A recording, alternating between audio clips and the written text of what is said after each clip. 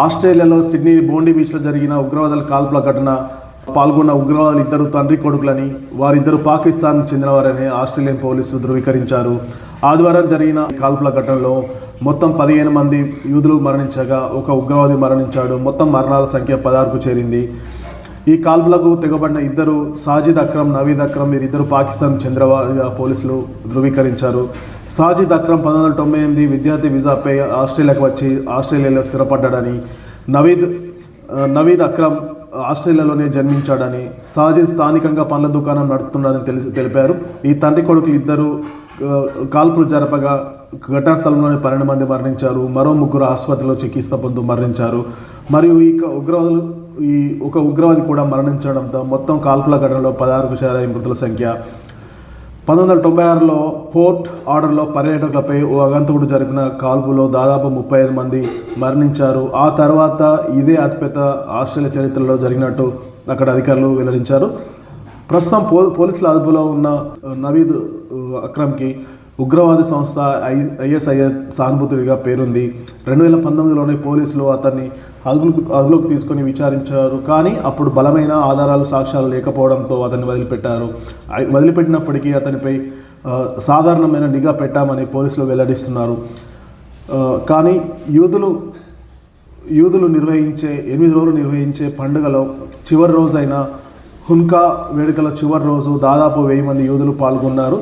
ఇదే అవకాశంగా భావించిన నవీద్ అక్రమ్ ఈ అవకాశాన్ని ఉపయోగించుకోవాలనేసి యూదులు పండుగ చేసుకుంటున్న బీచ్ దగ్గరికి వెళ్ళేసి అతడి తండ్రి ఇద్దరు కాల్పులకు దిగారు. దాదాపు ఈ కాల్పులో మనకు మరణించిన వారి సంఖ్య తెలిసిందే. ఇదే కాల్పులో వాళ్ళ తండ్రి కూడా మరణించాడు. అయితే అతనిపై పోలీసులు ఇదివరకు అతనిపైన అనుమానాలు ఉన్నప్పటికీ అతనిపైన సాధారణ నిఘా మాత్రమే పెట్టారు. దీనిలో పోలీసుల అలసత్వం కూడా స్పష్టంగా కనబడుతుందనేసి అక్కడ ఆస్ట్రేలియన్ మీడియా వెల్లడిస్తుంది. అలా ఈ కాల్పుల ఘటన జరుగుతున్నప్పుడు పక్కన ఉన్న మరొక ఎంతో ధైర్య సాహసాలతో ముందుకు వచ్చి ఒక ఉగ్రవాదిని వెనుక నుంచి పట్టుకొని కాల్పులు జరపడాన్ని ఆపి తనతో చేతితో ఆయుధాలు లేకుండా వీరోచితంగా పోరాడాడు. ఈ ఘటనలో అతని కాల్కి కూడా బుల్లెట్ గాయాలైనట్టు ఇప్పుడు ప్రస్తుతం అతను హాస్పిటల్లో చికిత్స తీసుకున్నట్టు సమాచారం. ఇప్పుడు అతని పేరు వచ్చేసి అతడు అహ్మద్ అనే కాల్పుల జరుగుతున్నాడు. పక్కన ఒక షాప్లో తన బంధువుతో కలిసి ఉన్నాడు. ఈ కాల్పుల ఘటన జరుగుతున్నప్పుడు తన బంధువుతో చెప్తూ నాకేమైనా నా కుటుంబాన్ని నువ్వే చూసుకోవాలనేసి చివరి మాటలుగా అతని బంధువుకు చెప్పి అతను కాల్పులు జరుపుతున్న ఉగ్రవాదిని వెనుక నుంచి పట్టుకొని ఎంతో ధైర్యంగా అతన్ని నివారించాడు. అలాగే అతనికి చేతికి కాలికి బుల్లెట్ గాయాలయ్యాయి. అతను ఆస్ట్రేలియాలోని ఒక మంచి ఆస్ట్రేలియన్ హాస్పిటల్లో చికిత్స అందిస్తున్నారు. ఆస్ట్రేలియా ప్రధాని అల్బోనిస్ కూడా అతని నిజమైన హీరో అని చెప్పేసి కొనియాడారు.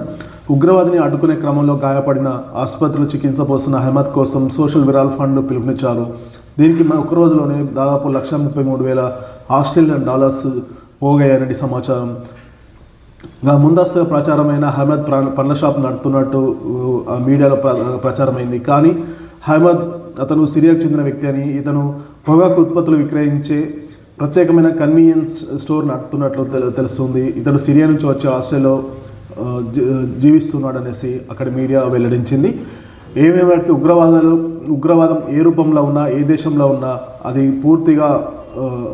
పూర్తిగా తొలగించాలనేసి, దీనిపై ఉక్కుపాదం మోపాలనేసి ఆస్ట్రేలియా ప్రధాని వెల్లడించారు. అలాగే భారత ప్రధాని ఈ ఉగ్రవాద ఘటనను తీవ్రంగా ఖండించారు.